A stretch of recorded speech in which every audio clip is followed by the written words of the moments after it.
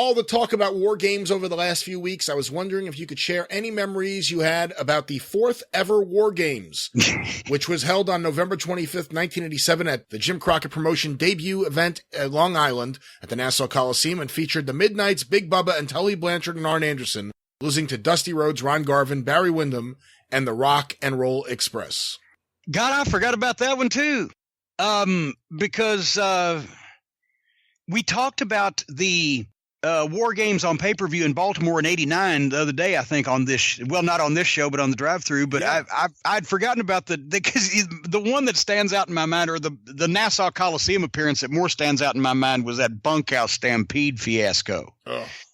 In January of '87. I think Stan did like a 20-minute Broadway with Nikita Koloff underneath, and the fans reacted to the whole night like they'd had guns held on them to force them in the building. I forgot about that War Games. I remember more about the build up to the match than I do the match, because that was our debut in the New York market. Legitimately, Crockett had done some spot shows and things up in New York itself a while earlier, but that was the debut in the New York, New Jersey metropolitan area. Nassau Coliseum, they want to go in with the biggest match possible, all the top guys in War Games. They sent us up, I believe, a day early. I think that's when we did a photo shoot with Bill Apter, and he took us to Rockefeller Center and around Manhattan and did some shots for the magazines. We did radio. That may have been, as a matter of fact, I think that was the time. Remember, I've told you this story before, that we went in the limousine with Francis Crockett to do some kind of radio appearance or whatever. And the limo driver, we stop at McDonald's in the middle of fucking Harlem somewhere, some goddamn slum area in New York, and the limousine driver locks the keys in the limo. So now there's two blonde-haired guys and me in a pink suit with a fucking Francis had wonderful fashion sense in those days.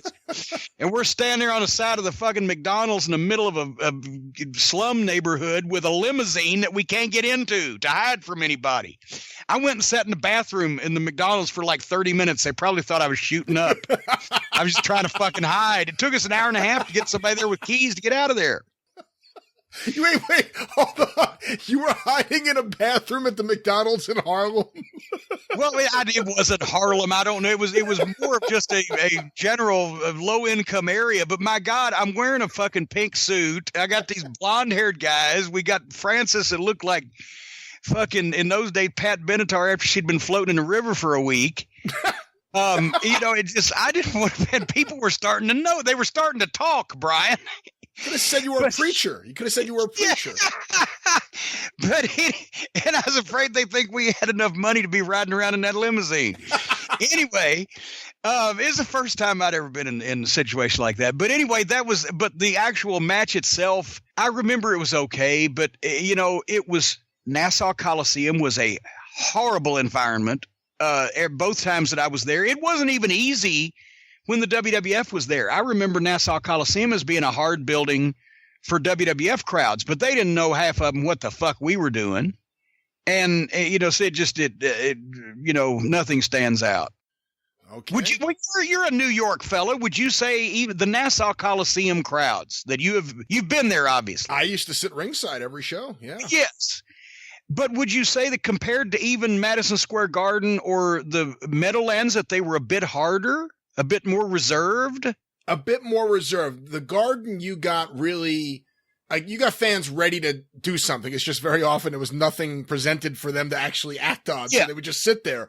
But yeah, the Coliseum was more of a family crowd. You would get a lot of people bringing their kids, especially, in the early 90s. So definitely a different crowd than the Garden. More reserved. Yeah. And see, every time in those days still, by 1987, I still had not made a lot of Northern appearances. I mean, we did the show in Lynn, Massachusetts at the Manning Bowl for World Class in '85, first time I ever went to Boston. And that drew big the first time, and it was a rowdy fucking crowd in a rowdy place. But I'd done spot shows up in New York State that Crockett had run, etc. But really, as far as the Northeast, that was one of the first times, and I didn't know at that point that, besides for Philly. Philly was wild, and Baltimore was wild. But I'm talking the real Northeast. I didn't know that the crowds were generally calmer or more reserved or quieter or didn't go as crazy as the crowds that we were used to in the Midwest and the South. So that was a learning process there, and maybe that has something to do with it, why I was not real thrilled with the Nassau Coliseum. Yeah, you know how many bands come into Manhattan and they play a show like at the Bowery Ballroom and they say, how come the audience just stood there and stared at us? We're playing music they should be moving to, and they just stare at us. And it's just the New York crowd. It's just it's a funny animal. But when we're fired up, there's nothing like Philly pales in comparison when a New York crowd is ready to go. Oh, yeah, you have great riots. Yeah. You know, I'm not knocking your riots at all.